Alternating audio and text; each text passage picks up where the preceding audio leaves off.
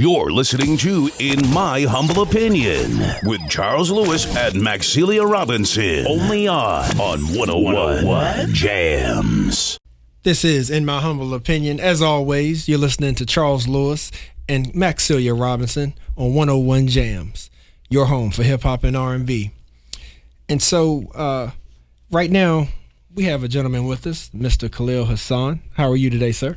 Very well, thank you. Thank you for joining us. And, I'm glad you could be here because, when I approached you about coming in and just chatting with us, it was following and in the midst of a time, right now in our country where a lot of people are sort of waking up and coming to grips with some things that I feel like that we should have a while ago, and so I feel like right now as a community and as a people, we're starting to see the need to be more self-reliant. And that comes in many forms, of us being more communal and more self-sufficient and making sure that we get rid of that dependence, on others or, right. or so to speak, and definitely that dependence on, dare we say, government and businesses who may make products that's not in our best interests. Some may be good to us, but not good for us. Right. So how about you tell the people, exactly what it is that you do in the name of your brand? Well, I'm a farmer on a small scale, not very large, and I do market produce, no livestock, anything, just fruits and herbs and vegetables. I started probably about early 1970s and kind of evolved along the way. As you said, that, there's I guess I maybe found out early, maybe a little ahead of my time, about being self-sufficient in a way. I had a lot of role models back in the 70s and 80s there, and I just kind of followed their lead, stood on their shoulders to get kind of where I am today. And I think it's really important. I was thinking as I came down today that the number of food recalls that I get, on my news service there, that the food we eat is important because it kind of determines who we are. Food is like a drug, and our bodies, need good fuel in order to make it function properly. Right. And I'm not sure, in many cases today, we're not getting that. I mean, it's just too much processed food. My idea, as I came along, to grow as much as my own and process as much as my own as possible. I mean, I still have to shop at stores and things, but I think for the most part, we eat what we grow, or we, process it in a way, either freeze it or dry it or can it, so that we know exactly what's in it. We grow our own food, so I know what goes into the food itself, what goes into the soil, so I'm not overly concerned about what I eat. I mean, in our garden, I can go out and eat from the garden same day. Right. And there's not many places you could do that, unless you're growing organically or sustainably. Right. Now, one of the things that gets said is that, for when people make the comments such as, well, my grandmother or my great-grandmother ate, this animal or ate that thing or whatnot. Now, let me ask you, is it true that maybe the reason that they lived a little longer, maybe didn't have as many issues, with that digestive health as we do now, is because years ago there were more local farms? Is there truth in that? That part is true, and our grandparents, great grandparents ate closer to the earth. Nowadays, you eat something that's already been on a truck, traveling halfway across the country or halfway across the world to get to our tables there. So, in order to make that happen, you have to process the food in a way so it doesn't spoil. Right. I remember growing up that, we just had, when we could get it, we had, canned goods. And I'm not talking about the tin cans. I'm talking about cans, in mason jars. That's been processed. So, and it was, made right from what people grew in their garden. They didn't use a lot of chemicals. They used some chemicals. No way anywhere near what's being used today. Just eating closer to the earth, I think is why their health may have been a little better than what we are now. Yeah. But, the other side of that also is that we have more knowledge today than our great-grandparents and our parents had. So some things may have been happening. They just didn't know the answer to. Right. But it's many kind of layers to that whole question there. Yeah, true. Mm-hmm. So when I hear you say that there are some things that you still have to go to the grocery store or supermarket for, what tidbits or insight can you give us when it comes to when you make those choices? Knowing that that you're a self-cultivator and a farmer, like what choices, what goes into the choice when you think about what grocery store I visit or what can I get from a grocery store? Well, I pick up an item and look at the list of ingredients. If it's 2 or 3 inches long, it stays on the shelf. Okay. The fewer ingredients in it, for me, my personal choice is I figure that is better for me. One good thing, I don't have to go to the meat aisle because I don't eat meat or any kind of dairy stuff. So I'm looking at dry goods, non-perishable stuff, and mainly rice and beans because I have grow most of our own veggies. So that's really not an issue, especially in the summer.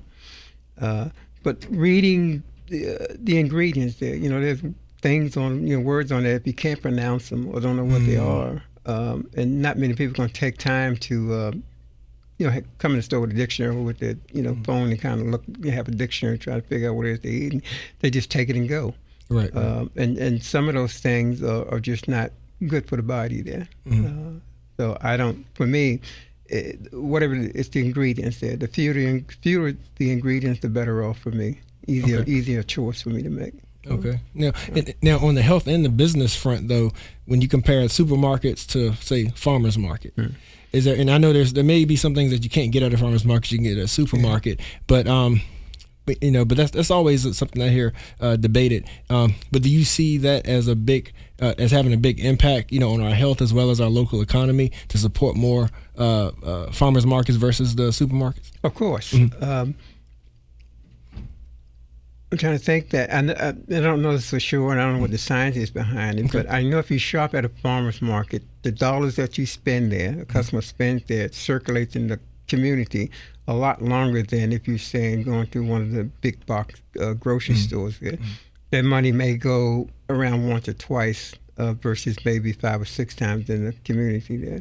Right. When I was doing the farmer's market, if somebody bought from me, then I would shop at the co-op to buy seed or other farm equipment there. So instead of having to ship right out to either another state or another country, depending on what the big box store is. So I think that's an economic advantage. The other part of it is you go to farmer's market, 9 times out of 10, you know who the farmer is. You can talk to them, find out what his or her growing methods are. If they use any kind of chemicals, are they organic, not organic, or grow sustainably. Going to a big box store, you might be able to talk to the produce manager, but he can only tell you what's in the store. He probably has not a clue about who grew it because everything kind of gets consolidated, I guess, before it gets to the store there. So it's about a knowledge about the grower and the food itself. So you get some firsthand experience by talking to the farmers about how they grow, what's going to go on your table. Yeah. Okay. Yeah. Good stuff. So now, what about that person that's listening right now, and they are contemplating saying, I want to control more of my intake. I want to know exactly where it's coming from, and so I know that I'm not being food and there's not chemicals in it that's potentially harming me and my family. Where does one even get started? When it comes to, if they say I just want to start with a garden, like what are the basic necessities there?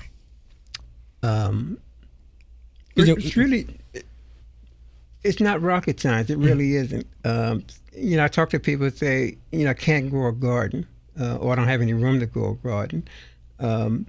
If you got a bucket, you got a container, you can grow some of your food.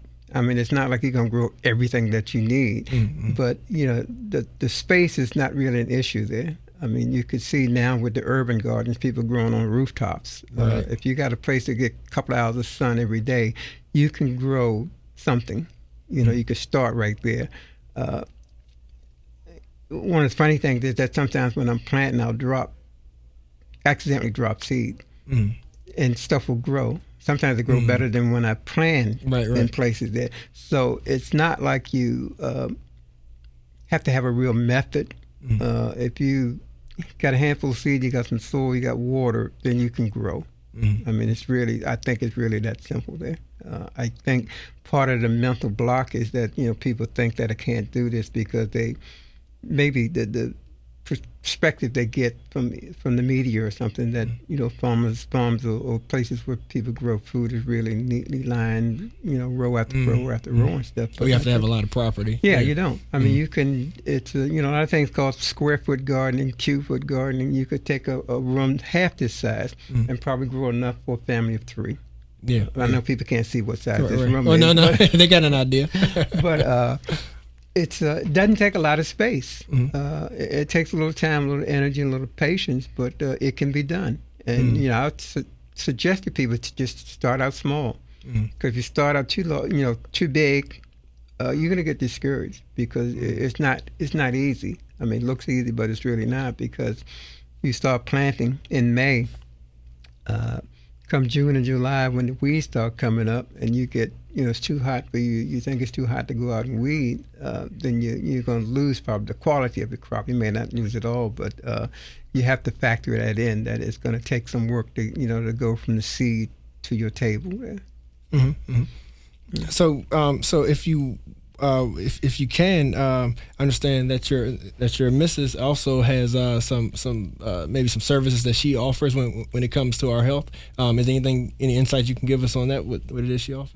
I could, but I think it'd probably be good for her to come and talk. Okay. Yeah. Because you don't want to get it wrong. You don't want to get in trouble. No, I don't want to get it wrong. So, and I think she expressed an interest to come in and talk. Good. But she just has a tremendous story. And I can't even begin to tell it without being fearful of missing some important parts of it. Well, I look forward to having her on, though. I think she's waiting, getting her schedule together so that she can come in. But just let me know whenever she's available. It's an interesting story there. She's been down that road, twists and turns, yo-yos, and everything else. And as far as your health goes, if you don't feel bad, then you assume that what you consume is not, it's the right thing. Right. But I always think that, sometimes you don't get fish floating in the water to find out the water's poison. You don't want to get to that point, but sometimes that's what it takes for people to kind of wake up, right, and start doing the right thing. And it's so easy just to continue to eat in the way that we do eat. But if you look at the obesity epidemic, diabetes, cancer, and other things, they're not just falling out of the sky, attacking, people and stuff. A good part of it is what we consume. Yeah. And what we consume is tastes good, looks good, but is it good? And I think that's the question people have to start beginning to ask themselves. Right. Good information. So in closing, then, are there any links that you would, or any places to check for anybody that wants to learn more about if they want to start a garden, start a farm? I know one of the things that you mentioned to me was I believe it's Virginia State. They have an association where they provide some education, some information. Right. It's called the Beginning Farmer Program. Okay. I think it may be an adjunct program from Virginia State, but if you just go to Virginia State's website and just look under the Department of Agriculture, I believe it is, there's buku information out there. Or you can just Google Beginning Farmer, and you just get overwhelmed with the amount of information that's out there today. Okay. So it's I just encourage people to do it. Start small and build from there. Okay.